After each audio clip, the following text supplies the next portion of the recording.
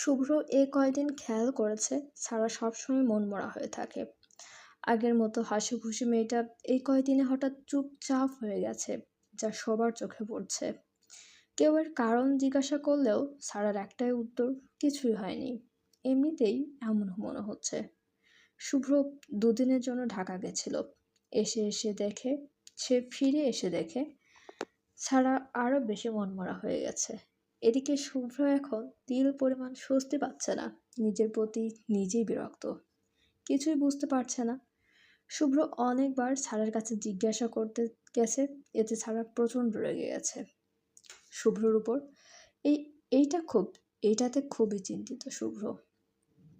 শুভ্র নিজের রুমে রকিং চেয়ারে বসে দুলছে, দুই আঙ্গুল ভাঁজ করে কপালে দেওয়া।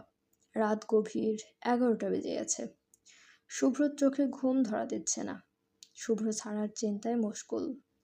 যে মেয়েটা শুভ্রর অনুপস্থিতিতে উতলা হয়ে যেত, সে এখন শুভ্রকে সহ্যই করতে পারছে না। শুভ্র বিষয়টা নিয়ে খুব চিন্তিত। সে জানে সারা এখনো ঘুমোয়নি। কাল রাতেও যখন নিচে গিয়ে রুমে উকি দিয়েছিল, দেখছিল মোবাইল চালাচ্ছে। সারা নিজের ইচ্ছায় নিচে রুম নিয়েছে, একা থাকবে বলে। শুভ্র এতেও বেশ অবাক। না, শুভ্র আর ভাবতে পারছে না। মানসিক অশান্তিতে থাকা যায় না। শুভ্র মাথায় বুদ্ধি আসলো, সে এখনই যাবে ছাড়ার রুমে, সব কিছু খোলাসা করবে, নয়তো শুভ্র শান্তিতে ঘুমাতে পারবে না। শুভ্র জানে না কেন ছাড়ার জন্য চিন্তা হচ্ছে তার। সে তো এখনো বলেছে, আগেও বলছে, সে ছাড়াকে ভালোবাসে না। ভালোবাসা হয় মনের মিলে। আর শুভ্র আর ছাড়ার মনের মিল হবে না। সাথে বয়সের ফারাক 12 বছর। শুভ্র এবার শুভ্র একটা হতাশায় দীর্ঘশ্বাস ছাড়ল, তারপর হাঁটা দিল নিচতলায় সারার রুমের দিকে। হঠাৎ তার পা আপনা আপনি থেমে গেল, আর বিবেক বাধা দিচ্ছে এত রাতে একটা মেয়ের রুমে যাওয়ার জন্য। কিন্তু মন, সে তো অবাধ্য। মন বলছে, শুভ্র তুই যা, ও তোর বিয়ে করা বউ, কোনো ভয় নেই। শুভ্র নিজের মনের কথাই শুনল। এক নিঃশ্বাসে সারার রুমের সামনে এসে দাঁড়ালো। তারপর নীরবে কয়েকটা শ্বাস নিল, হাতের আঙ্গুল দিয়ে দরজায় আস্তে করে ধাক্কা দিল। চাপানো দরজার সাথে সাথেই খুলে গেল। শুভ্র আস্তে করে ঘরে ঢুকে গেল। সারার রুম ছোট, সবুজ ড্রিম লাইটের আলোতে আলোকিত। একটা আলমারি, একটা বিছানা, আর পড়ার টেবিল বাদে রুমে কিছুই নেই। শুভ্র রুমে ঢুকেই বিছানার দিকে তাকালো না। বিছানায় বালিশ ছাড়া কিছুই নেই। শুভ্র ভাবল ওয়াশরুম, তাই অপেক্ষা করলো, কিন্তু যখন দেখলো তাও নেই, তখন শুভ্রর কপাল কুঁচকে আসলো। কি মনে করে বারান্দায় গিয়ে দেখলো সারা আপন মনে মেঘে ঢাকা আকাশ, চারদিকে কনকনে শীতের হিম শীতল বাতাসের মধ্যে কোনো শীতের পোশাক ছাড়াই চকচকে রূপালি চাঁদের দিকে তাকিয়ে আছে।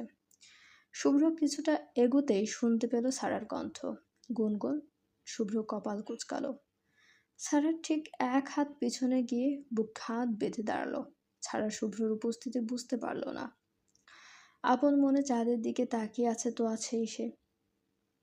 শুভ্র ছাড়ার ঘাড়ে এক হাত দিতেই ছাড়া ভরকেও পিছনে ঘুরে দাঁড়ালো। শুভ্রকে দেখেই চোখের পানি হাতের তালু দিয়ে মুছে নিল। তারপর তারপর চোখ মুখ শক্ত করে নিল সাথে সাথে। শুভ্র অবাক হয়ে তাকিয়ে আছে ছাড়ার দিকে। দুদিনেই কেমন অগোছালো লাগছে ছাড়াকে। ছাড়ার শুভ্রর দিকে রাগী দৃষ্টিতে তাকিয়ে বলে ওঠে, কেন কেন কেন এসেছেন?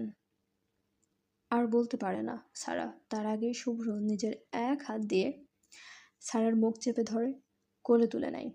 সারার ছুটার জন্য মরিয়া হয়ে ওঠে। শুভ্র রুম থেকে বেরিয়ে দরজা চাপিয়ে দিয়ে সিঁড়ি বেয়ে উঠতে থাকে। সারাকে কোলে নিয়ে সারা শুভ্রর সাথে পারছে না। শুভ্রর কাছে সে নিতান্তই একটা বাচ্চা। কয়েক সিঁড়ি উঠতেই সারা শুভ্রর যে হাত দিয়ে মুখ চেপে ধরেছে সেই হাত কামড়ে ধরে। শুভ্র দাঁড়িয়ে যায়, লম্বা একটা দম নিয়ে ব্যথা হজম করে নেয়। সোজা নিজের রুমে চলে যায় শুভ্র, সারাকে কোলে নিয়ে গিয়েই দরজা লাগিয়ে সব কয়টা ছিটকানি দিয়ে দেয়। তারপর সারাকে চেলে দেয় খাটের উপর। রুমে পানি শেষ হয়ে যাওয়ায় পানি খেতে বেরিয়েছিল শান্তা। এভাবে শুভ্রকে সারাকে কোলে নিয়ে উপরে আসতে দেখে রাগে ফেটে যাচ্ছিল সে। পর মুহূর্তেই একটা কুটিল বিশ্রী হাসি হেসে মৃদু স্বরে শেষ দিতে দিতে নিচে নেমে যায় সে। ডাইনিং টেবিল থেকে গ্লাসে পানি ঢেলে ঢকঢক করে খেয়ে নেয় সে। তারপর বিড়বিড় করে বলে, বেচারি বোকা ছাড়া, আসলেই বোকা। ইস, আমার চালগুলো কিভাবে গিলেছে। শুভ্র ভাই শুধু শান্তা তালুকদারের, যে কেড়ে নিতে আসবে তাকেই সরাবো রাস্তা থেকে। শুভ্র দরজার দিকে তাকিয়ে দেখলো দরজা বন্ধ। শান্তা আবারও হাসলো। সে জানে সারা বকা অনেক, কিন্তু শুভ্রর অনুপস্থিতির সুযোগে সারাকে সে ভালোই টোপ দিয়েছে। শুভ্র চাইলেও আর সারা তার সাথে ফ্রি হবে না বলে হেসে সিঁড়ি বেয়ে নিজের রুমের দিকে চলে গেল শান্তা। শুভ্র সারার দিকে তাকাতেই সারা মুখ ঘুরিয়ে নিল শুভ্রর দিক থেকে। শুভ্র কিছুটা গম্ভীর স্বরে সারাকে জিজ্ঞেস করলো, কি হয়েছে?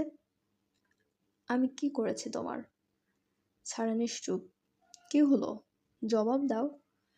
শুভ্র কিছুটা চেঁচিয়ে বলে ওঠে। সারা এবার শুভ্রর দিকে তাকায়, চোখ দিয়ে তার টপ টপ করে পানি পড়ছে। রীতিমতো ফুপাচ্ছে মেয়েটা। শুভ্র বেশ অবাক হলো। সে ভালো করেই জানে শুভ্রর সামনে সারা রাগ দেখাতে পারে না।